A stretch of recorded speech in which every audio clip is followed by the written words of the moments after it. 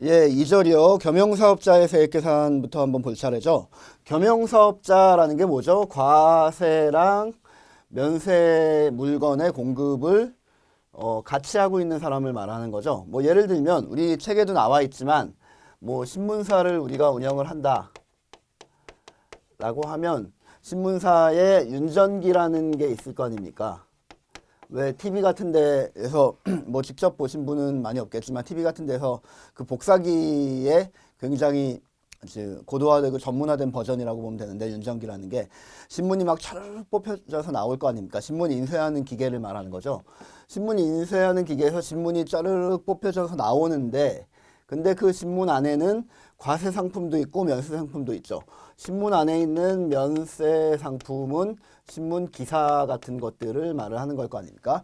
신문 기사나 도서나 잡지 같은 거는 그 대표적인 면세지 않습니까? 그런데 거기에는 과세 상품도 있죠. 광고가 있다는 얘기죠. 신문을 이렇게 딱 펼쳐보면 위에는 쭉 다 기사가 나와 있고 그리고 밑에는 광고가 나와 있지 않습니까? 그러면 하나의 윤전기에서 신문이 오늘의 신문이 하나가 인쇄가 돼서 나오면 그 신문 안에는 면세 상품도 있고 과세 상품도 있다는 얘기죠. 그러면 이 신문사는 겸용사업자가 되는 거죠. 자, 그러면 우리가 지금부터 볼 거는 이런 거예요. 우리 신문사가 이 윤전기를 구입했을 때 과연 매입세액공제를 어떻게 받느냐? 안분계산해야 되겠죠. 과세분에 대해서만 매입세액공제를 받고 면세분에 대해서는 매입세액공제를 받으면 안 되겠죠. 구입했을 때 어떻게 안분계산을 하느냐? 그리고 얘를 팔아먹었을 때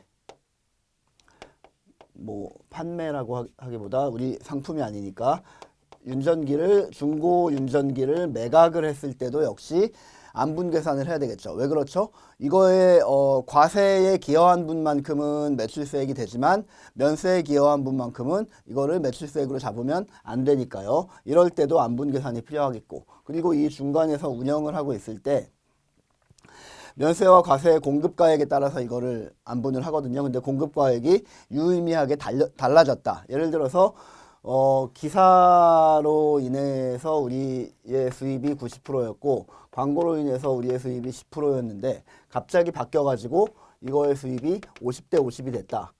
그러면 중간에 운용 단계에서 이 비율이 변한 것만큼을 과세 면세를 조정을 해줘가지고 그 매입세 공제를 더해주든가 아니면 매입세 공제 해줬던 거를 빼든가 뭐 이렇게 해줘야 될 거 아닙니까?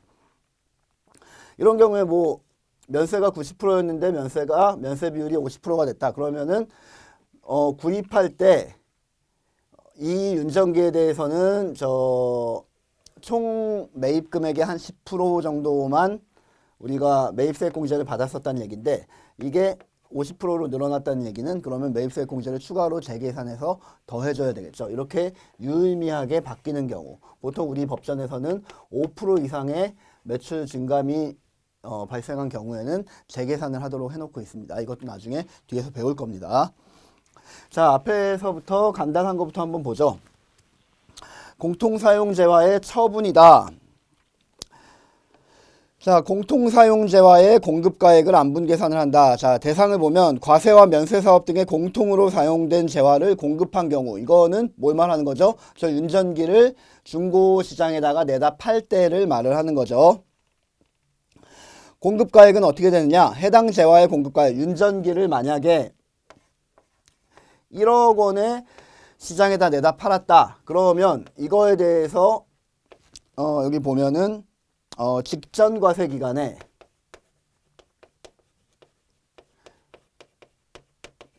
총 공급 가액이고요. 그 다음에 직전 과세 기간의 과세 공급 가액으로 나눈다는 얘기입니다. 예.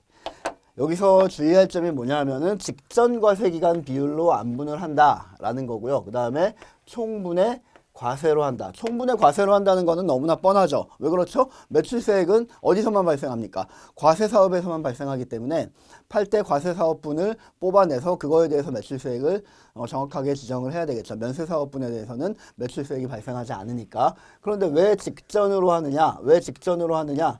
어쩔 수 없이 그렇게 하는 겁니다.